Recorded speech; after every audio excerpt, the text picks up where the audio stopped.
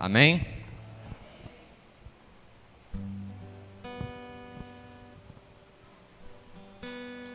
O texto bíblico diz assim: Eis que Deus falou a Jacó: levanta-te, sobe a Betel e habita ali. Em Betel erguerás um altar ao Deus que te apareceu quando fugias da presença de teu irmão Esaú. Jacó ordenou a sua família e a todos que estavam com ele: lançai fora todos os deuses estrangeiros que estão no meio de vós. Purificai-vos e mudai vossas roupas. Partamos e subamos a Betel, casa de Deus. Aí farei um altar ao Deus que me ouviu quando eu estava em profunda angústia e me socorreu na viagem que fiz. Então o povo entregou a Jacó todas as imagens dos deuses estrangeiros que possuíam e aos amuletos que usavam nas orelhas como brincos. E Jacó os enterrou ao pé do grande carvalho sagrado que fica perto de Siquém. Eles levantaram acampamento e quando partiram, Deus fez se abater sobre os moradores de todas as cidades vizinhas um medo terrível. Por isso, eles não se atreveram a perseguir Jacó e sua caravana. Assim Jacó e todos que com ele estavam chegaram à Luz, cidade que também ficou conhecida pelo nome de Betel e que se situa na terra de Canaã.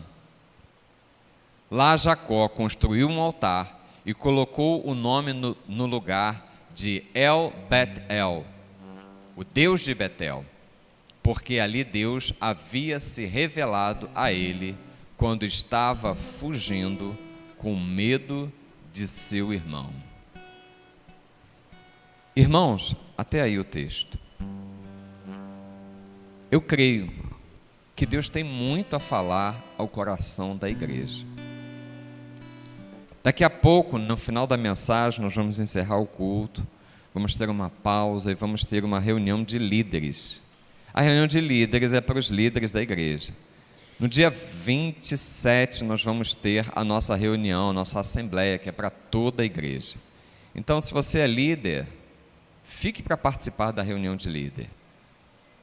Na assembleia, está sendo convocada toda a igreja e é a oportunidade onde toda a igreja tem de se manifestar, de participar dos assuntos que vão ser tratados ali na assembleia para manifestar a sua vontade. É a oportunidade que a igreja tem de participar, de se tornar relevante, cada um de nós como igreja. Então, eu creio que Deus tem muito para falar a nós, povo seu. Não tenhamos pressa de sair da presença de Deus. Feche os seus olhos, vamos falar com Deus. Pai, nós te louvamos, nós te bendizemos, nós exaltamos o teu nome, Senhor, porque entendemos que tu separaste este momento para falar aos nossos corações. Senhor, não permita, Senhor, que eu atrapalhe aquilo que tu queres fazer nesta manhã. Antes, ó Deus, usa-me como instrumento nas tuas mãos. Que a tua misericórdia, Senhor, me envolva e que eu seja, ó Deus, esse instrumento teu para que o teu povo ouça a tua palavra, para que o teu Espírito, ó Deus, trabalhe no coração da tua igreja e que nós, ó Deus, tenhamos de ti algo, Senhor, novo, sobrenatural, para vivermos, ó Deus, as nossas experiências individuais e como igreja contigo. Fala aos nossos corações, em nome de Cristo Jesus, Senhor. Amém. E, ó Deus, na autoridade do teu nome, eu repreendo todo espírito contrário, todo espírito roubador da palavra, todo pensamento contrário, caiam por terra em nome de Cristo Jesus. Todos que aqui estão, Senhor, são livres para ouvir, para entender entender, ó Deus, a Tua palavra e para viver em conformidade com a Tua palavra, em nome de Jesus. Amém e amém. Irmãos, Jacó, ele tinha promessas para a sua vida. Quando Jacó nasceu, houve uma palavra da parte de Deus dizendo o seguinte: o mais velho servirá ao mais novo. Então já era uma promessa de nascimento para a vida de Jacó.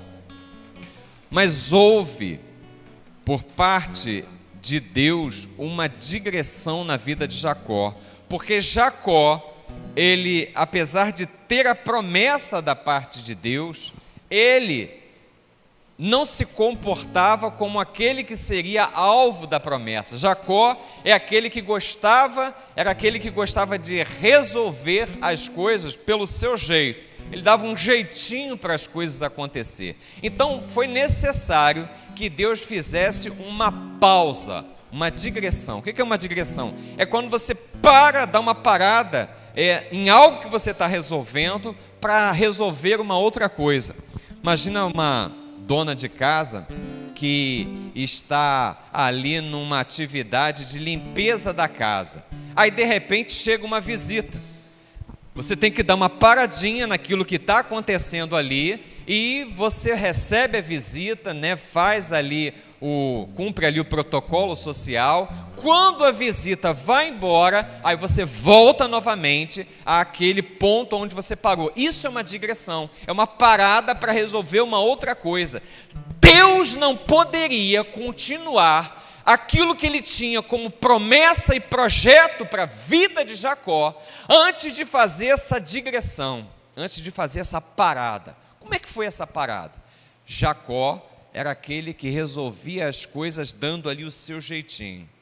Se fosse no outro tempo, eu ia dizer que Jacó era brasileiro, irmãos, porque o sujeito gosta de arrumar um jeitinho para resolver as coisas.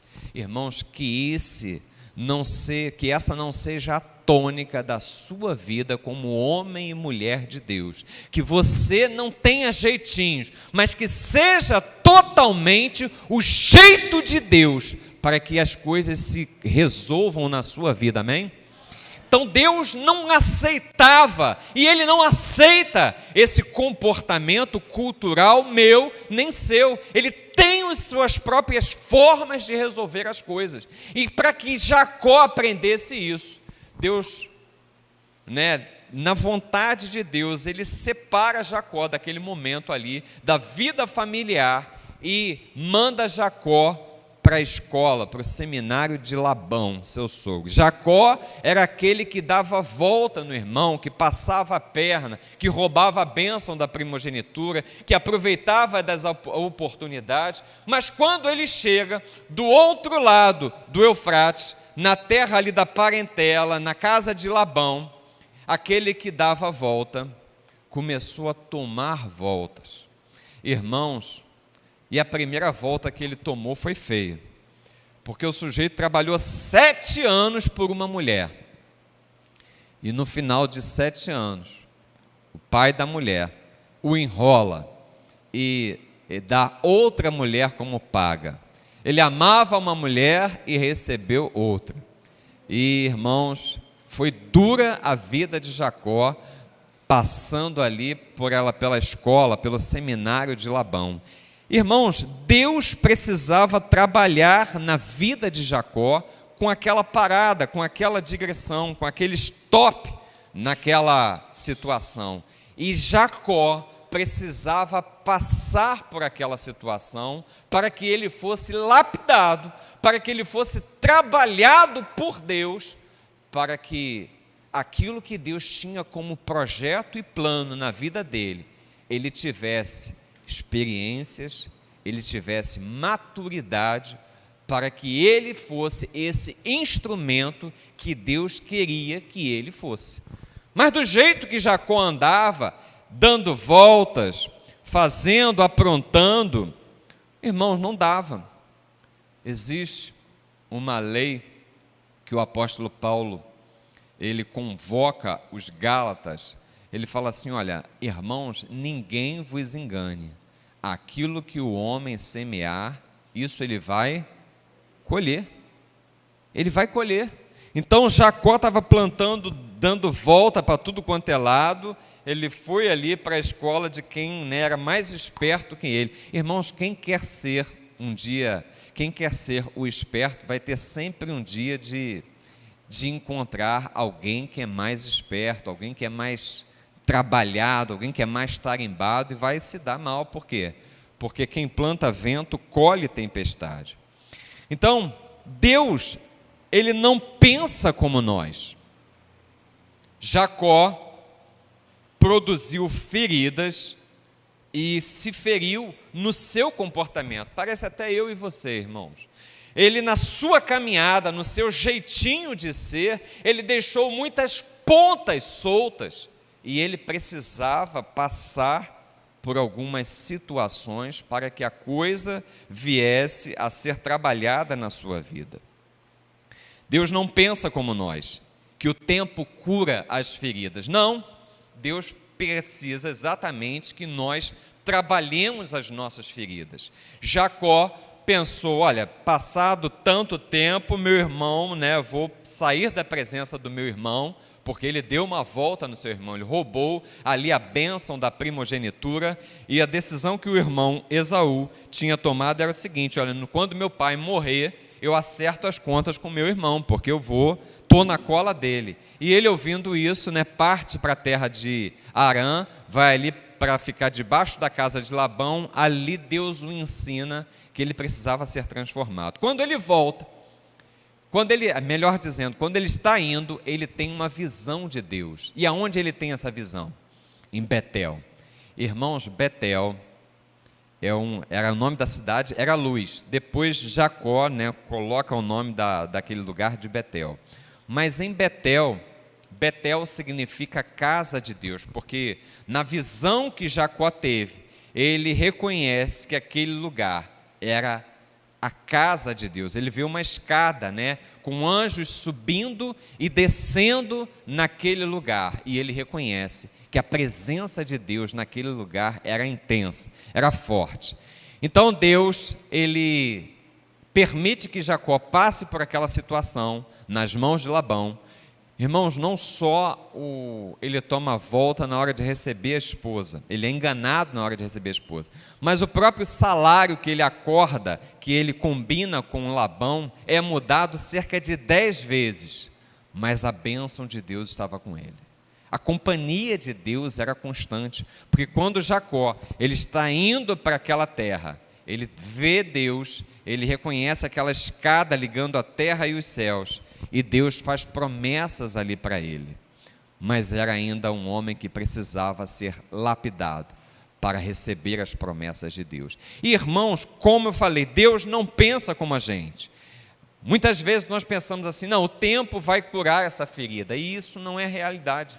Nós precisamos lidar com as nossas mazelas, nós precisamos lidar com as nossas feridas. E Deus, lá na terra de Harã, na casa de Labão, Deus fala para Jacó, olha, sai dessa, né, junta o teu povo e volta para a casa do teu pai. E Jacó deve ter pensado assim, mas lá está Esaú, e eu tenho um problema com Esaú, como é que eu vou resolver isso? E Deus fala para ele assim, isso eu estou conjecturando, olha, deixa comigo. Irmãos, ali no Val de Jaboque, novamente, Jacó tem um encontro com um anjo de Deus. E ele luta com o anjo antes de encontrar com o seu irmão. Ele tem ali a perna ferida, né? O anjo toca na articulação da coxa de Jacó. Jacó tem o seu nome mudado de Jacó para Israel, príncipe de Deus. E nesse momento ele está pronto e preparado para se encontrar com seus irmãos e com seu irmão. Irmãos, Jacó precisou pedir perdão. Jacó precisou se humilhar diante do seu irmão. Irmãos, muitas vezes na minha e na sua vida, feridas só vão ser trabalhadas quando nós estivermos dispostos a nos humilhar na presença de Deus. Quando nós estivermos dispostos a que Deus trabalhe naquela ferida. a que Deus mexa naquela situação, aonde Deus nos exponha diante daquilo tudo que está acontecendo. E nós reconheçamos a grandiosidade de Deus e a nossa pequenez, porque muitas vezes nós não nos permitimos ser trabalhados nessas feridas, porque o nosso orgulho está inflamado. Irmãos, pensa numa coisa que é fácil de inflamar, de inflar, de se arrogar, é a nossa altivez, o nosso orgulho, a nossa soberba, o nosso eu.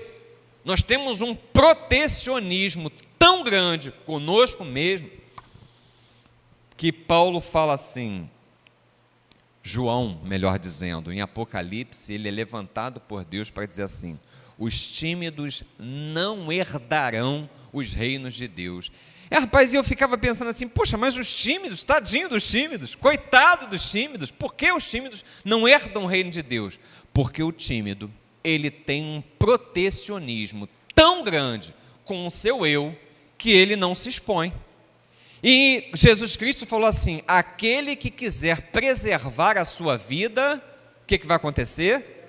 Perdê-la. Então eu preciso sair da minha caixa de proteção, eu preciso sair da minha... Irmãos, e eu falo para os irmãos isso como quem... A primeira vez, eu já falei para os irmãos isso aqui, mas eu não tenho vergonha de repetir. A primeira vez que eu fui orar na igreja, tinha mais ou menos 1 ano de convertido. A oração, o pastor me chamou para fazer uma oração de gratidão pelos dízimos e pelas ofertas. A oração foi mais ou menos assim, Senhor, isso, o joelho batendo um no outro, tamanha era a timidez, tamanha era... O joelho batendo no outro, falou assim, Senhor, muito obrigado pelas ofertas, em nome de Jesus, amém. Graças a Deus que acabou essa, tamanha era a timidez. Então eu falo por alguém, como alguém que já tem sido trabalhado nessa questão, e toda vez que a gente está aqui é com temor e tremor que a gente, pega a palavra, porque sabemos a importância que isso é. Então, Deus, Ele quer que nós saiamos dessa caixa de proteção e venhamos a ficar expostos, não diante do homem, mas primeiramente diante dele, e nos expormos diante de Deus, irmãos, é termos tratamento da parte dos céus. Nos expormos diante de Deus é termos tratamento para que nós sejamos aperfeiçoados. Jacó precisou reconhecer a sua pequenez diante do irmão. Ele se via grande diante do irmão 20 anos antes de sair lá para a terra de Harã. Mas depois de ser trabalhado por Deus, ele vira para o seu irmão e fala para o irmão dele, teu servo. Ele se coloca na condição de servo do irmão. Ele se coloca na condição de menor, mesmo sabendo que Deus tinha promessas para ele, que o faria o quê? Maior. Mas ele se coloca na condição de menor. Por quê? Porque, irmãos, Deus não trata as nossas feridas enquanto nós não nos despojarmos do nosso eu, do nosso orgulho. Talvez nós tenhamos que aprender um pouco com João o Batista, quando ele fala, importa que ele cresça e que eu diminua. Então, nós precisamos entender isso. Jacó foi trabalhado por Deus, reencontrou Esaú, pediu perdão, se humilhou. Agora, ele está na terra aonde Deus tinha promessa para a vida dele, desde Abraão, seu avô, Isaac, seu pai, e agora na pessoa dele. A continuidade da promessa era para ele, a terra de Canaã. Irmãos, mas acontece um infortúnio naquele momento, aonde Levi e Simeão, eles devastam toda uma cidade por conta de uma situação familiar. Um homem de Siquém, da cidade de Siquém, afronta a família de Jacó e se engraça de Diná, a única filha, mulher de Jacó, e toma Diná e sem antes pedir a família, sem aquele cerimonial do casamento, e ele toma Diná como mulher, mas ele se apaixona por Diná. Eu não sei se vocês lembram do episódio de Amon e Tamar, filhos de Davi. Amon toma Tamar e violenta ela, né, sexualmente falando. E depois ele estava apaixonado por ela, e depois ele tem nojo dela, tem aversão. Quando acontece isso com Siquém e Diná, ao contrário, Siquém se apaixona mais por Diná e pede ela em casamento, e insiste com o pai que leve uma palavra à família, mas porque eram irmãos de pai e mãe, de Levi e Simeão, eles se sentem afrontados porque afrontou-se a irmã deles, né, a honra da irmã, e eles propõem que o povo se circuncide. Quando o povo está no dia mais doloroso da circuncisão, que era o 3º dia, eles vão lá e acabam com todos os homens da cidade. Pegam mulheres e crianças como despojos, como escravos, pegam os bens daquela cidade, e eles trazem uma dificuldade muito grande para Jacó. Por quê? Jacó fala assim: me tornei, eu e a minha família, eu e esse pequeno povo que está aqui comigo, nos tornamos odiosos para o povo da terra. Estava instaurado ali um problema. Existia uma promessa para a vida de Jacó, mas estava ali instaurado um problema. O povo da terra estava agora com olhos voltados para talvez fazer assim uma aniquilação daquele pequeno povo. Não eram mais de 70 pessoas, irmãos, porque dizem que quando Jacó desceu ao Egito, eram 70 almas. 70. Então não era muita gente. Então estavam prestes a serem assim sucumbidos pelos povos da terra. Mas Deus fala com Jacó. O versículo 1 do capítulo 35, do texto que nós lemos, ele chega assim: e Deus disse a Jacó.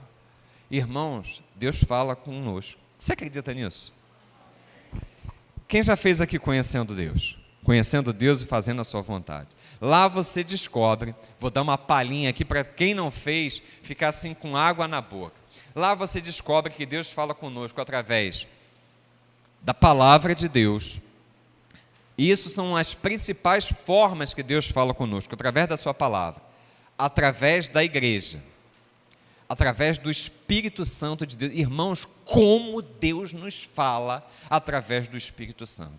Eu confesso aos irmãos que depois da palavra de Deus, ou talvez juntamente com a palavra de Deus, é a forma pela qual eu mais ouço a voz de Deus, é através do Espírito Santo falando ao meu coração. Pastor, como é que é isso? O senhor ouve a voz do Espírito Santo? Não, é um testemunho interior. É um testemunho interior que Deus vai confirmando ali direções, Deus vai confirmando palavras, Deus vai confirmando no meu coração. Então o Espírito Santo, ele fala, e ele é muito educado quando ele fala, irmãos. Então, através da palavra de Deus, através da igreja, através do Espírito Santo, através das circunstâncias. E eu me esforcei ontem para lembrar a quinta forma, e eu desafio aqueles que já fizeram o conhecendo, para lembrar a quinta forma, mas Deus fala através de uma quinta forma. Fica aí o desafio. Então Deus fala, e não somente através dessas maneiras. Eu já ouvi testemunho de pessoas que ouviram audivelmente a voz de Deus. É possível? Não é normal, irmãos, mas é possível. Eu creio que Deus pode todas as coisas. Eu fico assim fascinado quando eu leio os livros de Kenneth Hagin. Já dei dica aqui para os irmãos, como ser dirigido pelo Espírito de Deus. Kenneth Hagin fala que nesse livro, até o momento que ele escreveu aquele livro, ele já tinha sido visitado 8 vezes pelo Senhor Jesus Cristo. Ele fala assim: como eu falo com um amigo que está ao meu lado, o Senhor Jesus Cristo, né, por 8 vezes esteve, não é uma coisa que acontece todo dia, mas por 8 vezes ele foi visitado pelo próprio Senhor Jesus Cristo. É impossível, irmãos? Irmão, se você crê que isso é impossível, você precisa assim dar uma melhorada, uma lapidada na sua fé, alargar o seu entendimento, sabendo que Deus que apareceu a Abraão, o Deus que apareceu lá a Gideão, o Deus que apareceu em diversas vezes a homens e mulheres da parte de Deus, é o mesmo ontem, é o mesmo hoje e o será eternamente. Ele não muda, nele não há sombra de variação. Então eu creio, é possível. Então, Deus, Ele fala de diversas maneiras, e a palavra de Deus diz assim, disse Deus a Jacó, Deus fala, disse Deus a Jacó, levanta-te. Irmãos, existe um chamado de Deus para você e para mim, e Deus não nos fala de qualquer forma, nós precisamos estar posicionados. Primeiro Ele fala assim, levanta-te. E aí, quando o homem se levanta, ele vai e fala. Quando Deus falou com Josué, lá no capítulo 7, versículo 10 do livro de Josué, o povo de Israel havia sido derrotado pelo povo de Ai. Josué se prostra diante de Deus e começa a buscar a Deus e fala assim, Senhor, o povo que está à nossa volta vai ver que nós perdemos para uma cidadezinha e essa terra toda de Canaã vai se levantar e vai dizimar o teu povo. E Deus chega para Josué e fala assim, olha, levanta-te, porque não é hora de ficar prostrado. E quando Josué se levanta, Deus dá a instrução, olha, o povo pecou. E há pecado no meio do povo. Ele estava se referindo à pessoa de Acã, que havia pego coisas amaldiçoadas, né, que Deus falou para não fazer, e Acã, em desobediência, estava ali nesse pecado. Josué, a liderança, não sabia, o povo foi derrotado quando foi contra Ai, justamente porque estava ali em desobediência através da pessoa de Acã. Mas Deus, Ele sempre Ele cobra uma postura para nos dar alguma coisa. Quando Deus chama Abraão, Ele fala assim, Abraão, sai da tua terra. Abraão precisou tomar a postura de obediência e sair daquele lugar para que Deus começasse a falar novamente com ele. Quando Moisés é chamado por Deus, Deus fala assim, Moisés, tira as sandálias dos teus pés, porque o lugar que tu estás é o quê? Terra santa. E aí Deus começa a falar com Moisés, o chamado. Quando Deus chama Josué para substituir Moisés, ele fala assim, esforça-te e tem muito bom ânimo, porque você é quem vai fazer todo esse povo herdar esta terra. Irmãos, e o que falar de Gideão, quando ele levanta Gideão e fala assim, olha, vai nessa tua força. Irmãos, Gideão, ele titubeia, ele vacila, ele duvida, mas ele vai. Por quê? Porque ele tem um chamado por Deus e se coloca para cumprir aquele chamado de Deus. Irmãos, mover-se no reino de Deus é sempre uma questão de fé, de você acreditar que Deus está te enviando. Amém? Então, quando você ouvir o levanta-te de Deus, se posiciona, irmãos, você vai começar a viver nesta terra o melhor dos seus dias. Amém? Levanta-te. E aí ele fala assim, sobe a Betel, sobe a casa de Deus. O nome da cidade era Luz, mas Jacó, quando tem aquela experiência com Deus, chama aquele lugar de Bet-El, casa de Deus. Então, quando ele dá nome àquele lugar, irmãos, Deus chama ele e fala assim, sobe a Betel. Irmãos, o encontro com Deus vai sempre te levar a lugares maiores, a níveis maiores. Então Deus está falando para Jacó o quê? Desce? Não, Deus está falando assim, sobe a Betel. Eu não sei se você já prestou atenção naquela parábola do bom samaritano. Quando Jesus começa a parábola, no capítulo 10 de Lucas, versículo 30, ele fala assim, um homem descia de Jerusalém para Jericó. Ele fala assim, um homem descia. Então esse homem estava o quê? Descendo. Em seguida ele fala que esse homem caiu nas mãos dos salteadores, dos assaltantes, foi maltratado, foi ali, ferido. E aí em seguida ele fala assim: um sacerdote descia. Irmãos, o sacerdote de Deus também descia. Ele estava o quê? Em declínio. Quando ele fala da figura do levita, ele fala assim: da mesma forma um levita descia. Então, os 3 homens primeiros da parábola estavam o quê? Descendo. Mas lembra para você, um encontro com Deus sempre vai te levar para lugares mais altos. Quando ele fala do samaritano, ele não fala que o samaritano descia. Ele fala assim: passava por aquele lugar um samaritano. Irmãos, o samaritano, que figura a pessoa de Jesus Cristo, ele não estava em declínio. E ele leva aquele homem que estava em declínio para a hospedaria. A hospedaria, irmãos, é o símbolo da igreja de Cristo. Então, nessa parábola, aqueles homens estavam descendo, mas quando Deus nos chama para erguer altar, Ele sempre vai nos colocar num lugar em nível maior. Sobe a Betel, é a ordem de Deus. Não se ergue altares estando prostrado. Toda vez que você vem à casa de Deus, você está subindo. Sobe a Betel. Sobe aonde? A casa de Deus. Irmão, você quer galgar níveis na presença de Deus, níveis de fé, níveis de existência. Você quer galgar. Esse é o lugar, a casa de Deus. Talvez nós possamos ter uma experiência tão forte quanto teve Jacó, e nós possamos ver escada dos céus aqui neste lugar. Talvez nós possamos ter experiências tão fortes a ponto de reconhecer: este não é outro lugar senão a casa de Deus, e esta é a porta dos céus.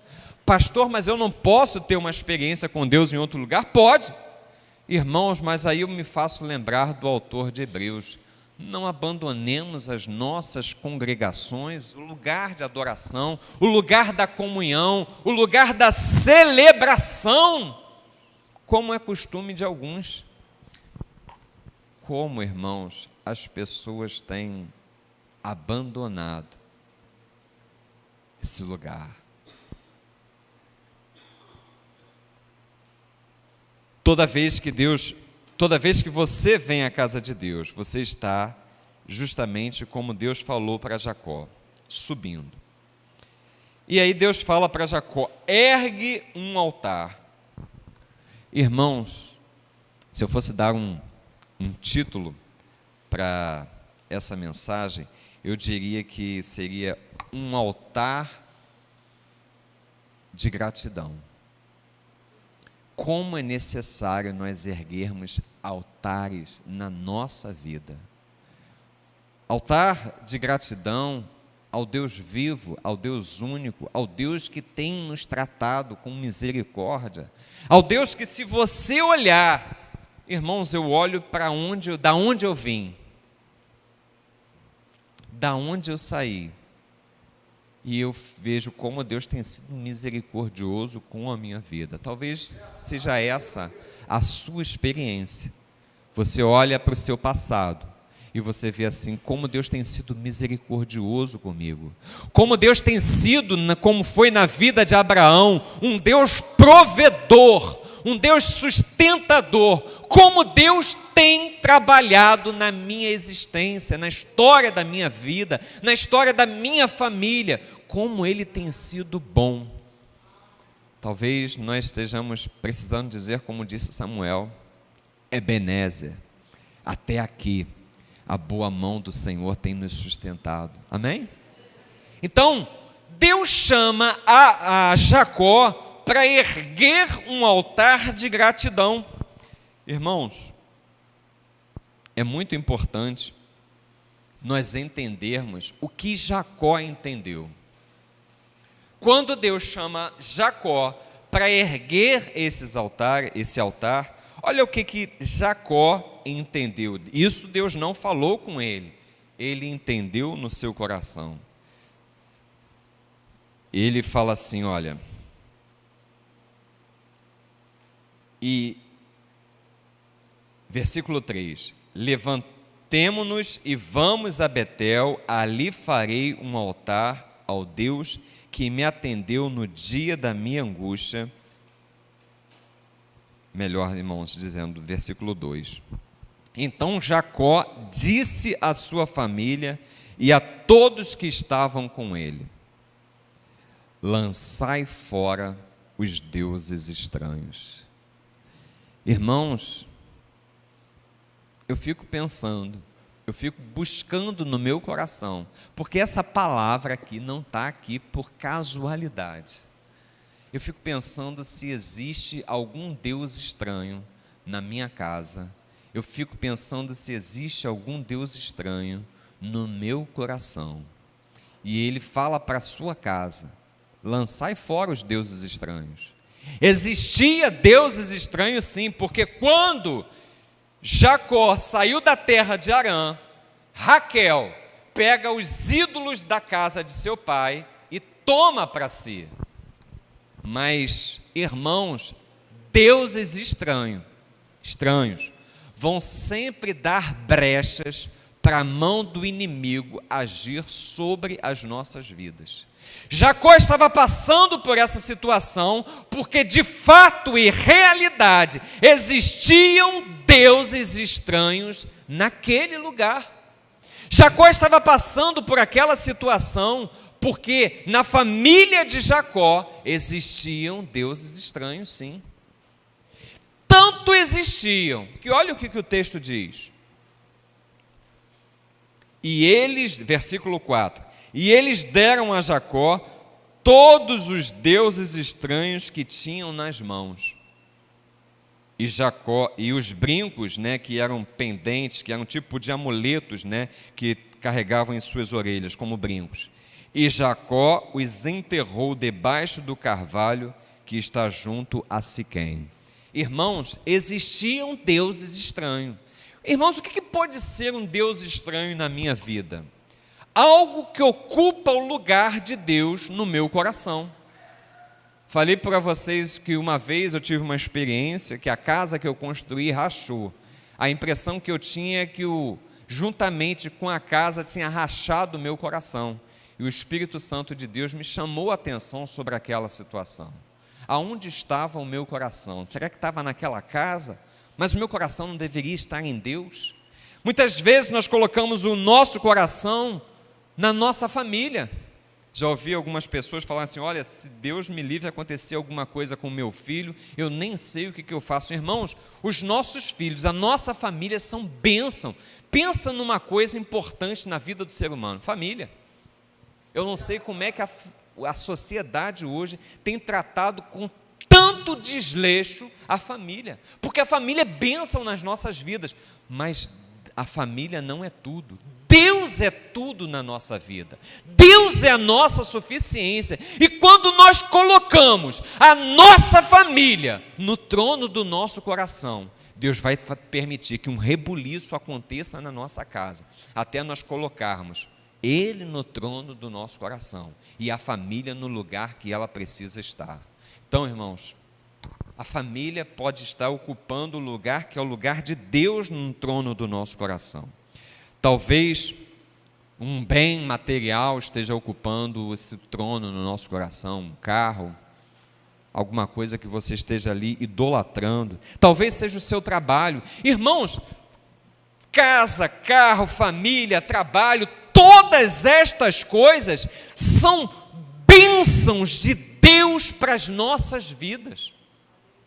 Elas não podem ocupar a bênção, não pode ocupar o lugar do abençoador. Amém? Não pode. Existe um trono no nosso coração que Deus precisa reinar. Existe um trono no nosso coração que Deus precisa ser absoluto nele. E na casa de Jacó tinha deuses estranhos. Talvez na minha casa, talvez na sua casa tenha alguma coisa que precisa ser trabalhada neste sentido. Irmãos, o trono do nosso coração precisa pertencer a Ele. Nós somos deles, amém? nós pertencemos a Ele, mas Ele quer o nosso coração. O texto bíblico diz assim: filho meu, dá-me o teu coração. Provérbio 23, 26. É o nosso coração que precisa estar circuncidado na presença de Deus. É o nosso coração que precisa estar lapidado, precisa estar moldado para Ele. E Jacó orienta a sua família dizendo o seguinte: olha, lançai fora todos os deuses estranhos, porque o único Deus que precisa estar diante de nós é o Jeová, Yahvé, o Deus único e verdadeiro, aquele que é digno de toda a honra, toda a glória e todo o louvor. E Jacó faz mais uma orientação. Volto a dizer, irmãos, essas orientações Deus não deu. Que Deus falou assim: olha, sobe a Betel, ergue um altar. Mas talvez o Espírito Santo tenha falado forte no coração de Jacó: eu não posso erguer um altar a Deus, se ainda aqui nesta casa estão erguendo altares a deuses estranhos. E ele dá uma orientação outra, ele fala assim: lançai fora os deuses estranhos que há no meio de vós, e purificai-vos, muidai as vossas vestes. Irmãos, todas as vezes que você ouvir falar em vestes na Bíblia Sagrada, ele está falando em purificação, em santidade, santificação, sem a qual ninguém verá a Deus. A tua casa, a minha casa, precisa estar santificada na presença de Deus. Irmãos, deitai fora os deuses estranhos e purificai as vossas vestes. Irmãos, eu preciso andar no nível de santidade que não é possível eu alcançar pela força do meu braço. Não é possível que você alcance a viver nesse nível de separação do mundo com a força do teu braço. Você precisa da ajuda do Espírito Santo para abandonar pecados. A Bíblia fala: aquele que roubava, não roube mais. Irmãos, eu tinha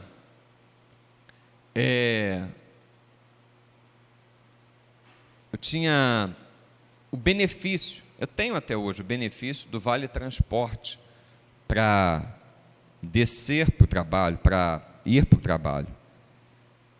Mas para que o Vale Transporte pudesse assim compensar, para ser assim um valor satisfatório, eu poderia colocar, vamos dizer assim, daqui para o centro da cidade, e se eu quisesse eu poderia pegar 3 conduções. E uma vez eu fiz isso, eu coloquei 3 conduções. Mas o Espírito Santo me incomodou muito, irmãos, porque eu lamentavelmente não tinha paciência. Eu tinha um direito, era um direito que me assistia, pegar um ônibus até o centro para ir para a estação, pegar um trem e da estação pegar uma outra condução para ir. São percursos pequenos, mas eu poderia utilizar. E eu tinha o direito, e como eu tinha o direito, eu coloquei aquilo ali. Mas o Espírito Santo ficou me incomodando, porque eu não tinha paciência para esperar essas conduções. E eu estava ganhando um dinheiro que eu não usufruía, não usava. E eu falei assim: Senhor, tenha misericórdia, me livra disso. Porque a palavra de Deus diz o seguinte: aquele que roubava, não roube mais. E existem diversas formas que eu posso me colocar na condição de ladrão. E eu ouvi a voz do Espírito Santo e falei assim: não quero mais Vale Transporte. Não é vantagem para mim pedir Vale Transporte, então eu não peço. Deixa isso para lá. Porque eu não vou perder a bênção de Deus, irmãos, por mesquinharias. Estão compreendendo o que estou falando? Muitas vezes nós temos atitude que nós queremos de alguma forma levar vantagem, porque essa é a cultura nossa. Mas que o Deus, Criador dos céus e da terra, dê para você e para mim uma cultura celestial, aonde nós vamos viver em dependência, aonde nós vamos acreditar pela fé que uma vida honesta vai ser abundância na sua vida, na minha vida. Então Deus tocou no meu coração, me cobrou aquele posicionamento. Eu falei assim: olha, sai, em nome de Jesus. Maior é o Deus que tem para me favorecer do que eu ficar nessa aparência do mal. Então eu aboli aquilo da minha vida. Por quê? Porque eu preciso crer, irmãos, que quando eu entrego o dízimo, Deus está ali favorecendo, Deus está abrindo a janela dos céus, e se eu der o meu jeitinho, eu estou abrindo brechas para que, ao invés da janela dos céus, o inimigo cirande na minha vida e acabe com as minhas finanças. Pensa nisso, irmãos, pensa nisso. Então, aquele que roubava, não roube mais. Aquele que praticava adultério, viva uma vida santa em família. Aquele que usava da sua boca para maledicência, para fofoca, se livra disso, afasta o teu pé desse caminho, desvia disso. Aquele que vivia em pornografias, irmãos, misericórdia. Aquele que vivia em iras, dando vazão a iras, invejas, irmãos, Deus enviou o seu Filho amado, unigênito, para que você e eu fôssemos livres de todas essas mazelas, e quantas mazelas mais houverem sobre a face dessa terra. Irmãos, eu e você precisamos viver uma vida santa. Deus chamou você para ser separado para Deus, e Ele tem promessas para a tua vida, que enquanto você não se posicionar como homem de Deus, como mulher de Deus, as bênçãos não vão chegar sobre você, porque você e eu, nós estamos retardando as bênçãos de Deus, as promessas que Ele quer derramar sobre as nossas vidas. Estão compreendendo, irmãos? Amém? Então eu e você, nós precisamos nos posicionar. Jacó entendeu isso e falou assim: olha, deitai fora os deuses estranhos, afastai de vocês o pecado, purificai as vossas vestes, vamos andar em santidade na presença de Deus. E ele ergue um altar, está ali preparado para erguer um altar. E ele, no versículo 7, versículo 1 e versículo 7, olha o que diz o versículo 1.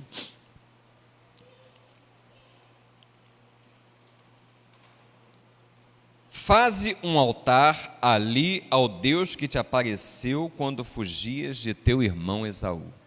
Quem que apareceu a Jacó? Faze um altar a quem que te apareceu? Ao Deus que te apareceu. Olha o que diz o versículo 7. E construiu ali um altar, e deu ao lugar o nome Betel, porque ali Deus lhe aparecera quando fugia de seu irmão. Irmãos, eu já falei isso para você e vou tornar a repetir. É Deus quem aparece na tua vida. Eu sou incapaz de buscar a Deus, mas é Ele quem vem até a mim. É Ele quem vem, quem vai até você, é Ele quem se revela a você, é Ele quem vai te buscar, é Ele quem está de mão estendida. Irmãos, eu preciso entender que o primeiro passo é sempre dele na minha direção, é sempre dele na sua direção. Jacó foi chamado por Deus para entender isso. Deus, Ele lhe apareceu lá quando você estava precisando, quando o teu coração estava angustiado, quando você estava num mar de lama, quando você estava se afogando, talvez como o salmista diz no Salmo 40. Esperei com paciência no Senhor, e Ele se apareceu para mim, me tirou, do charco de lamaçal e me colocou os pés sobre a rocha. Talvez, irmãos, essa seja a minha experiência, talvez essa seja a sua experiência, mas Jacó, ele é chamado por Deus a erguer um altar de gratidão por algo que ele já tinha vivido. Irmãos, pensa na história da sua vida. Quantos altares nós vamos ter que erguer para esse Deus maravilhoso que tem cuidado de nós? Pensa, irmãos, são muitos livramentos, São muitas bênçãos, são muitos favores imerecidos, é muita graça de Deus derramada sobre as nossas vidas. O cuidado de Deus é dia após dia sobre a tua vida, sobre a minha vida. Pensa, irmãos, quantos altares. Sobe a Betel, ergue um altar e sempre